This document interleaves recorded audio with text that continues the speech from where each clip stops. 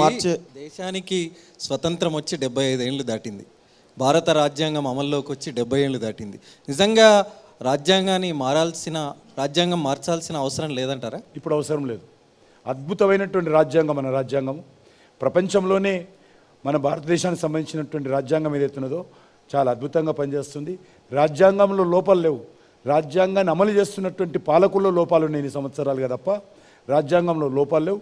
అద్భుతంగా రూపకల్పన చేసిపోయారు డాక్టర్ బాబాసాహెబ్ అంబేద్కర్ గారు. క్రిమిలియర్ విధానాన్ని అమలు చేయకపోవడం కారణం ఏంటి? ఎందుకంటే రిజర్వేషన్లు పొందుతున్న వాళ్ళు ఉన్నతమైన స్థితిలో ఉన్నారు, వాళ్ళు కూడా రిజర్వేషన్లు పొందుతున్నారు కదా. ఇది స్వచ్ఛందంగా ముందుకు రావాల్సినటువంటి అవసరం ఉంది. ఇప్పుడు ఉదాహరణకు మేము అధికారంలోకి వచ్చిన తర్వాత మోడీ గారు అప్పీల్ చేశారు, ఎవరైతే గ్యాస్ సబ్సిడీ తీసుకుంటున్నారో దయచేసి వదిలేయండి అని చెప్తే సుమారు 2 కోట్ల మంది ప్రజలు స్వచ్ఛందంగా ముందుకొచ్చి మాకు గ్యాస్ సబ్సిడీ అవసరం లేదు, మా సబ్సిడీ ఇంకా పేదవాళ్ళకి ఇవ్వండి అని చెప్పి 2 కోట్ల మంది గ్యాస్ సబ్సిడీ వదిలేసినటువంటి పరిస్థితి ఉన్నది. కాబట్టి ప్రజలు ఆ రకంగా స్వచ్ఛందంగా రావాలి, మార్పు రావాలి, ప్రజల్లో చర్చ జరగాలని కోరుతున్నాం తప్ప మేము ఇప్పటివరకు ఆ విషయంలో ఏ నిర్ణయం తీసుకోలేదు. రాజ్యాంగాన్ని మార్చం, రిజర్వేషన్లు రద్దు చేయం, ఇదంతా కాంగ్రెస్ పార్టీ చేస్తున్న దుష్ప్రచారం మీరు చెప్తా ఉంది.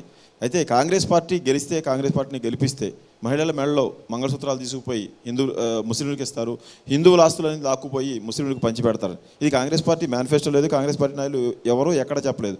మీరు చేసిన ఈ కామెంట్కు రివర్స్లో వాళ్ళు మీ మీద ఆ రిజర్వేషన్ రద్దు దాన్ని ప్రయోగించారనుకో.